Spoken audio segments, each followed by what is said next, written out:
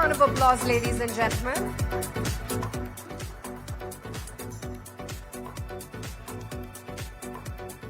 Very good morning to all the distinguished participants of the Global Business Summit. Thank you, Vinayji, for giving me an opportunity to engage with such a distinguished group of friends. Thank you, Navika. Thank you, Nikunj. Friends, we are living in very exciting times. And as I was coming in, Navika ji felt I should touch upon where we see the world today and where we see India's role in the emerging economic challenges. And I think the Business Summit does give me an opportunity to talk about India's ambitions, new ideas, how we are forging partnerships and pathways to a better future for 140 crore Indians. And in a way, your theme, evolve, emerge, and expand, mirrors the India story. And I'll try to keep my address around the way we have evolved, the way we have emerged, the way we have expanded the India growth story in the last 10 years, now soon to be 11. I think India's rise has been across 5 important pillars.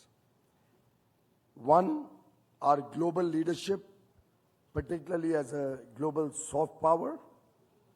2, the economy, what we've done on manufacturing and investments. 3, innovation and entrepreneurship.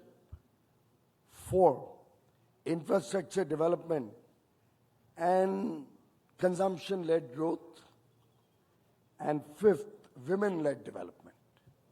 And on all these 5 pillars, India has been able to showcase an emerging story which, as rightly the Honorable Prime Minister yesterday mentioned, is well on track to become the world's 3rd largest economy in the very near future, much ahead of what was estimated 10 years ago.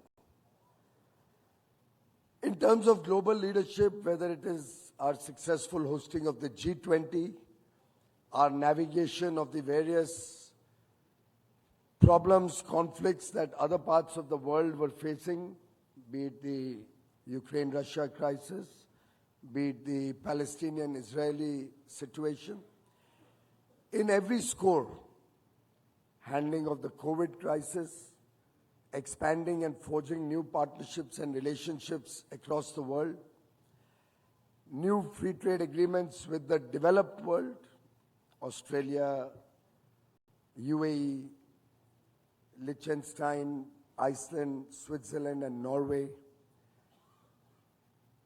The progress we are making in other engagements with Europe, and the progress we will soon make with the United States of America as we proceed to finalize a trade deal by fall of this year, are all reflective of India's growing relevance at the global stage.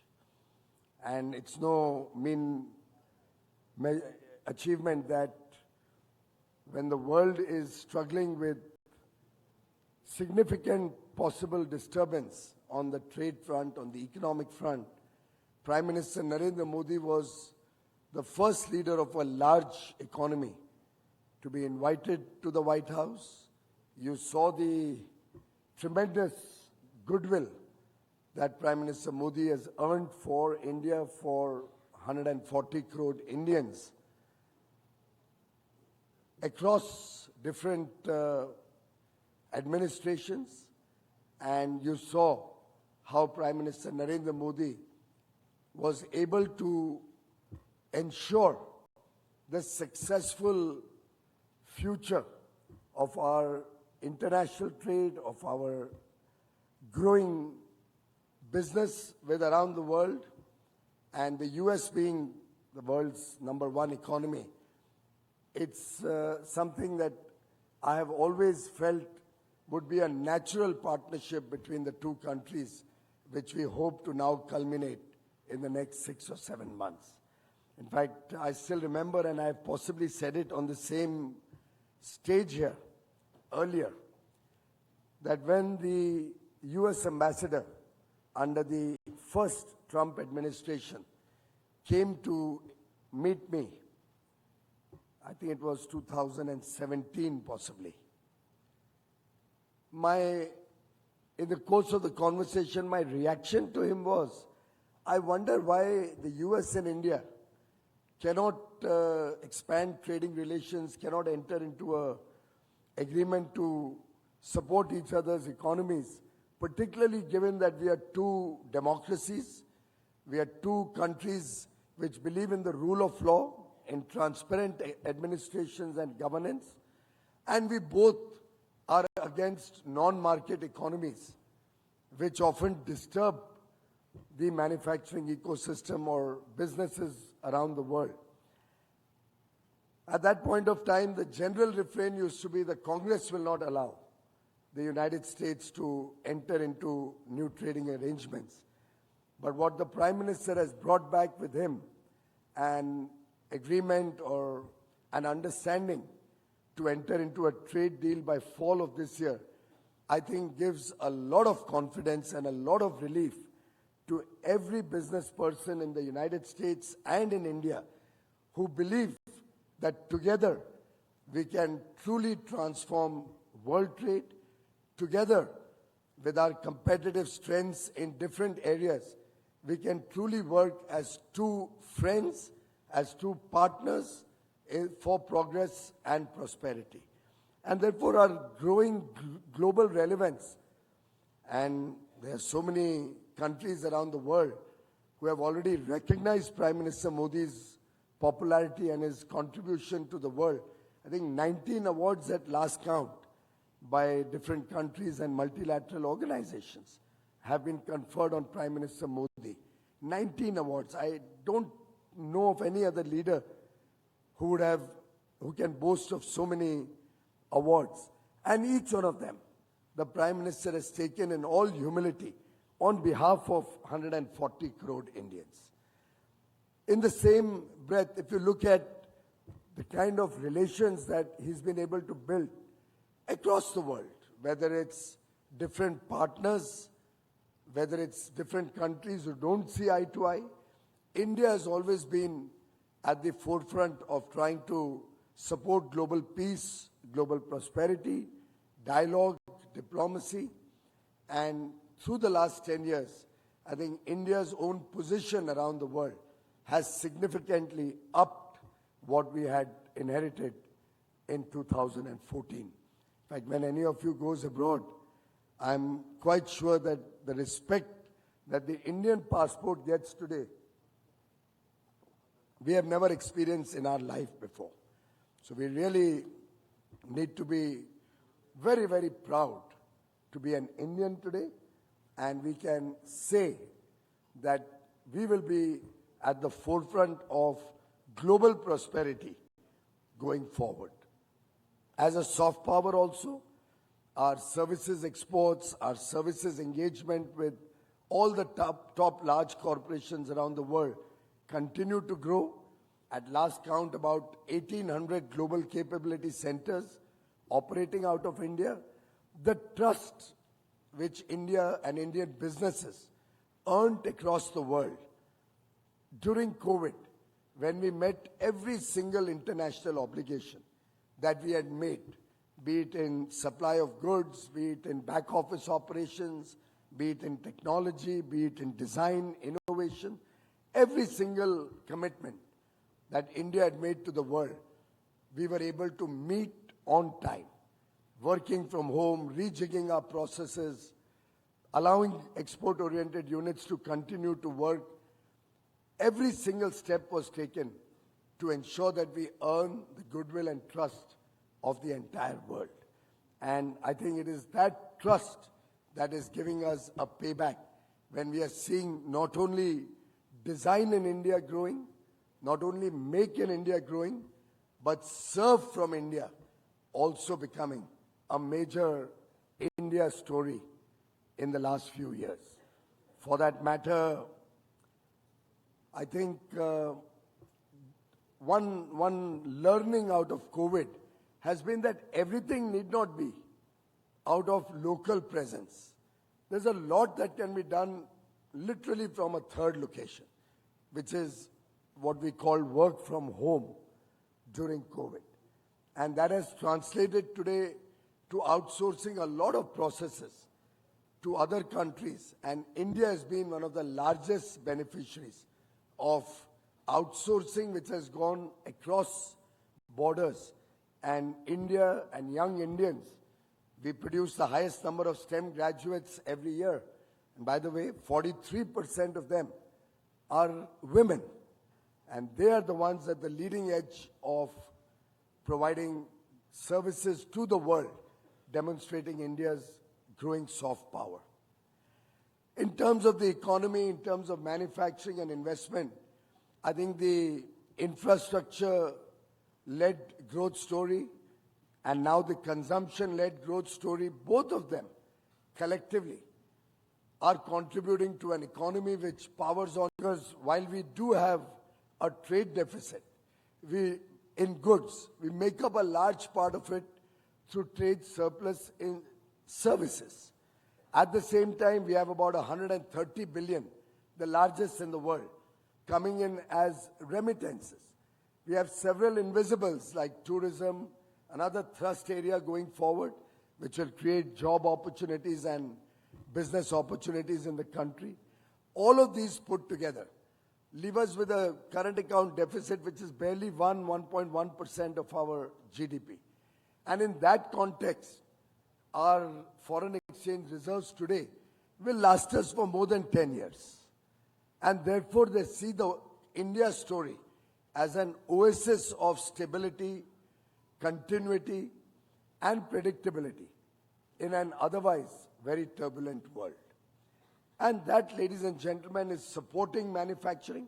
The Make in India story now going to be led by a national manufacturing mission, which will come up with newer ideas and address the challenges that manufacturing in India face, MSMEs or otherwise, and ensure that making in India becomes more competitive, logistics costs is well under control, and quality, which is defining India's manufacturing journey today, will be our calling card when we go out there to the world and support global desires, global consumption through the Make in India program, also becoming Atmanirbhar, self-reliant in our own demand that we have in the country.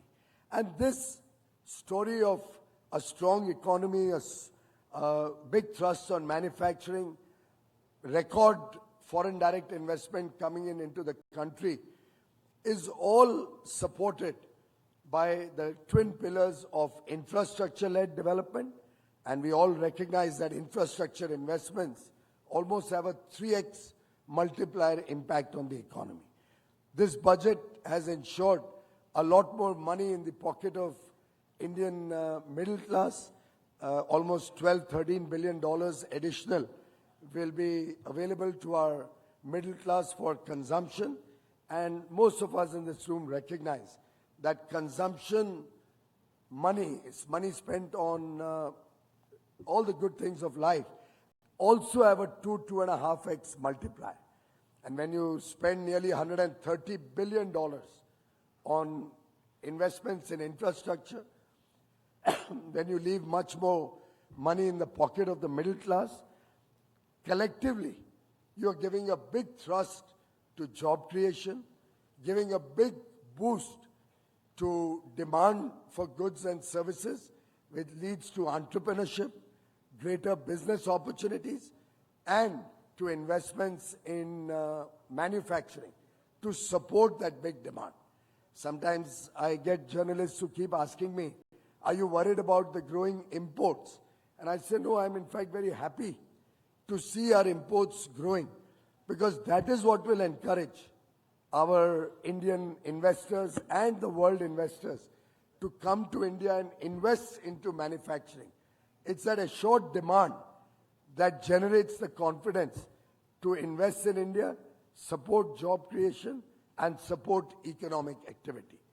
So collectively, when we look at the India story in the context of a very, very well-designed, very well-planned effort to promote the economy, to promote job creation, to ensure inclusive growth through the length and breadth of the country, ensuring that every person living in India, every citizen of India, across the length and breadth of the country, has the basic needs of food, clothing, shelter, electricity, good connectivity through roads, airways, now inland waterways in a big way, clean drinking water,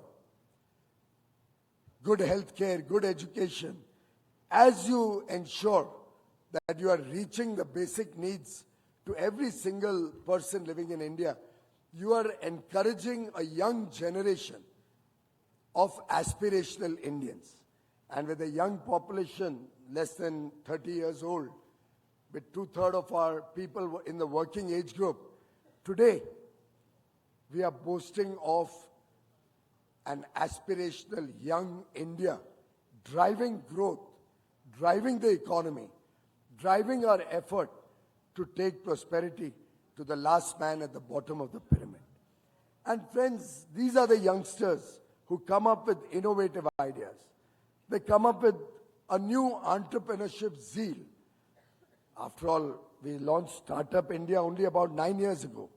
And in this short span of 9 years, we have become the world's third largest startup ecosystem, boasting over 115 unicorns, 160,000 registered startups. I don't know how many more are experimenting with new ideas and new ways of making ease of doing business or ease of living on the ground possible for our people.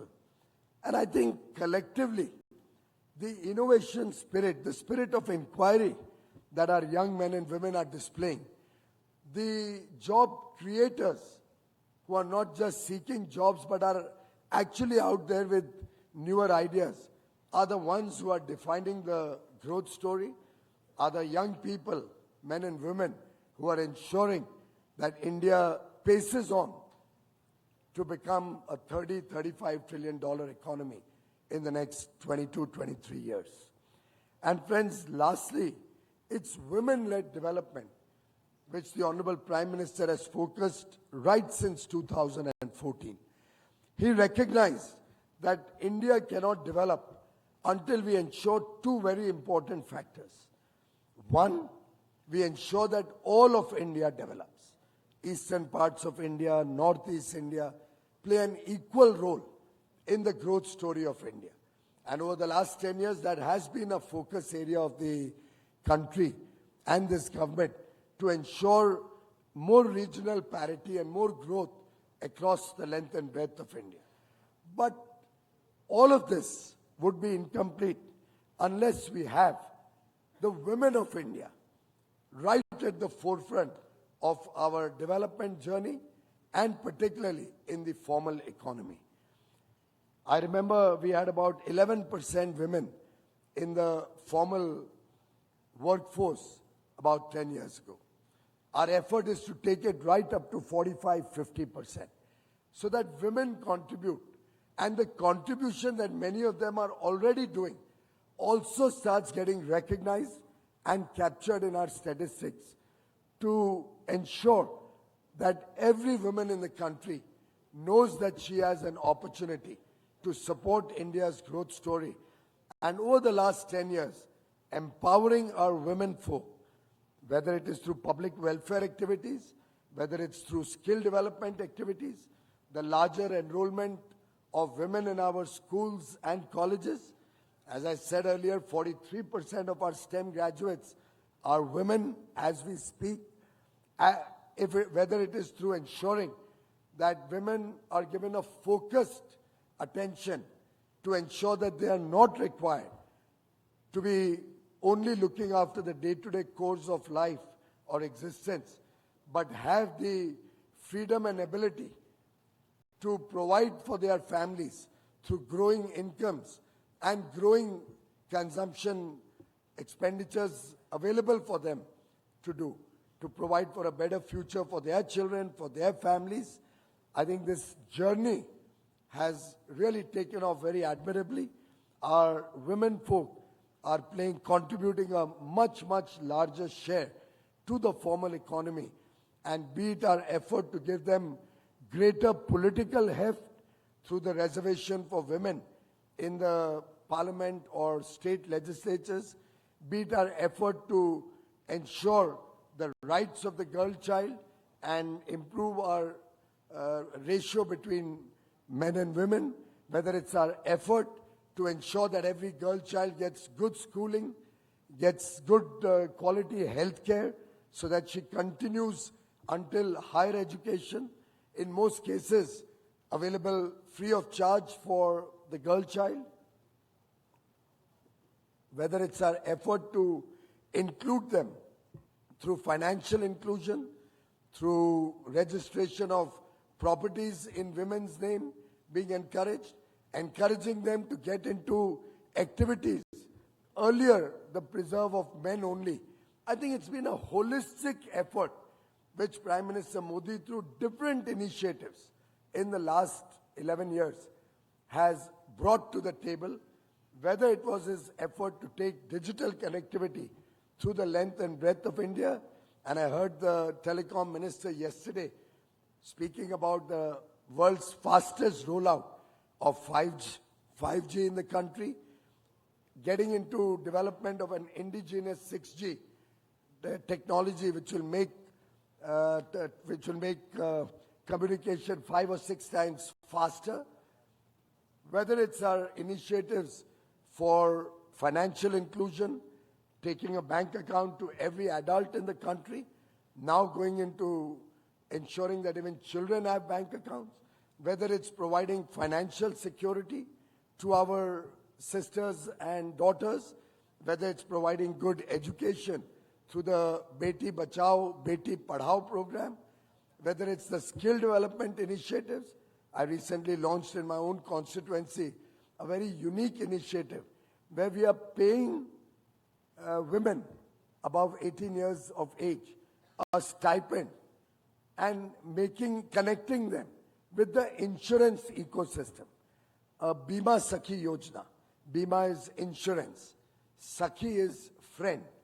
Making our sisters, our young women, insurance agents, teaching them about insurance, teaching them about this power of having social security through insurance products, and helping them through a paid program where they get a stipend for the initial 3 years, helping them to learn the nuances of insurance and making them insurance agents to get more and more people a better understanding about social security. Now, these young women with not much formal education, but the personality that they bring to the table, and I've had opportunity to engage with some of them, is absolutely remarkable. The way they connect with people, the way they are able to express themselves, the way they are able to take the message of social security. I dare say none of us men in the room would be able to do half as good a job. I just hope the male LIC agents don't get unhappy with me. But I dare say the contribution that my sisters and our women in the country are doing is truly remarkable. And with women-led development, I don't think there's any power on earth which can stop India from becoming a developed nation, a prosperous nation by 2047. Let us all work together as a team, as Team India, cutting across political parties, cutting across individual states and center. I think we all have a role together, because together we can take the country to greater heights. Sustainable development and inclusive development, the two mantras of this government, will determine the success of India in the years to come. And I think engagements such as the Global Business Summit by the Times Media Group is truly a great opportunity to exchange ideas, to understand views, to learn from the experts in the economic space, and to get feedback from our stakeholders so that we can also do our job better in the years to come. Thank you very much.